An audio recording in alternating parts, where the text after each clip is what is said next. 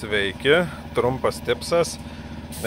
Atliekant dažymą ir ruošiant pagal taisyklę reikėtų nuimti moldingą, bet žinom, kad pasaulis neidealus, šitos audiniais moldingai eina nenukeliami, bet yra vadinama šponkutė iš vidinės dalies.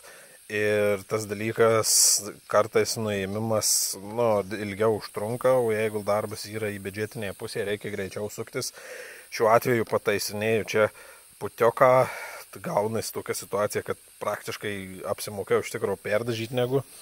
Tai kaip gerai pasišveisti po moldingo, aišku, čia su škūrikiais kampų įkišus ir panašiai, bet man patikimiausias ir greičiausias būdas tai yra kovokso šlifavimas, aišku, įvairiai, kiti su 1002 šlifuoja, aš šiuo atveju su 2000, žinau, kad šitie dažai ir lakas tikrai prisiadhezina, jis yra minkštas ir jis, pavyzdžiui, jis tikrai šitas švitrinis neprakirs uždengimu. Įkišat.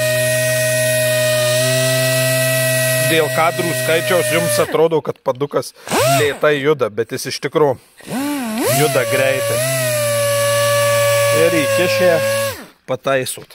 Ir turit, žodžiu, pašveitimą įlindus į kantą ir taip kokybiškiau įsidažys. Ranka šveičiant kartais per stipriai čia spaudžiam, paliekam griežtas linijas. Tai man šiuo metu labiausiai pasiteisinus kovokso padukai, su tarpinė ir minkštas švitrinis.